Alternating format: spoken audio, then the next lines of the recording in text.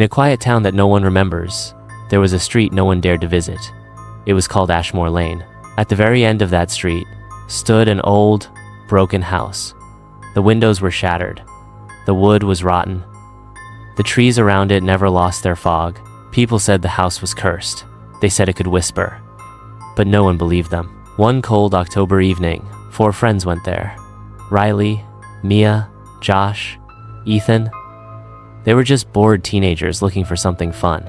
Josh pointed at the house and said, "Bet you won't go in." Ethan laughed. "Watch me." He walked up to the porch. The wood creaked under his feet. He opened the door. It made a loud, slow sound. Ethan turned and smiled at the others. "See? Just an old house." Then the door slammed shut behind him. Inside, everything changed. The air was thick.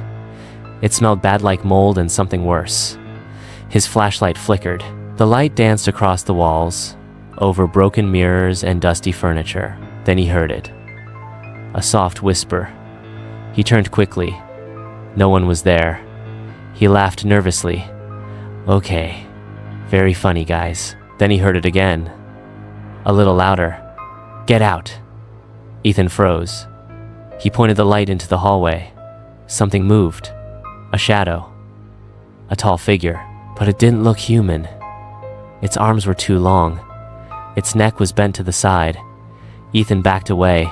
He ran to the door. But it was gone. There was no door. Just a wall. Outside, the others waited. 5 minutes passed. Then 10. Mia looked worried. He should have come out by now. They went up the steps. The door was open again. They stepped inside. The door closed softly behind them. Mia held her phone light up. The air was freezing. It felt like the house was holding its breath. Josh looked at the walls. He saw old portraits. Men, women, and children. All of them had no eyes, just black, empty holes. He leaned closer. One of the portraits started moving. The woman's mouth whispered, "He belongs to the house now." Mia screamed. Then they heard footsteps upstairs. Slow, heavy, dragging. Josh ran toward the stairs. Riley and Mia stayed behind. Josh reached a door with a light shining underneath. He opened it. Inside was a mirror. He looked at it. His reflection was smiling, but he wasn't. The reflection stepped out of the mirror. It grabbed him by the neck. Downstairs, Riley and Mia found a door to the basement. They heard Josh scream. They couldn't go back. Something was crawling through the walls. They ran into the basement and shut the door. It was darker than night. Their lights barely worked. Then they saw shoes on the ground.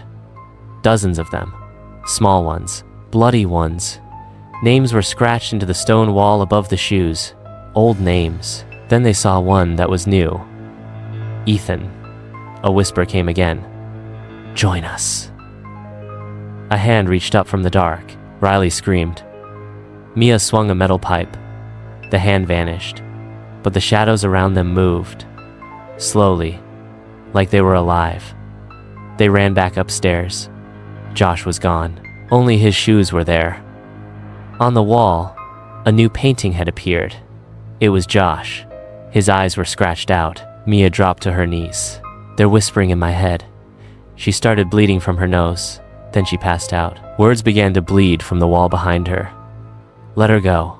One must stay." Riley shouted, "Take me instead." The whisper replied, "Then we take both." He picked up Mia and ran. The house began to shake. The ceiling cracked. The mirrors shattered. The front door appeared again. It was open, but outside, there was nothing, just darkness. Then a voice. "Help me." It was Ethan. He was standing nearby. But something was wrong. His skin was cracked like broken glass. His eyes were missing. "I can't leave," he said, "unless someone takes my place." The house roared. Riley looked at Ethan, at Mia, at the black void outside.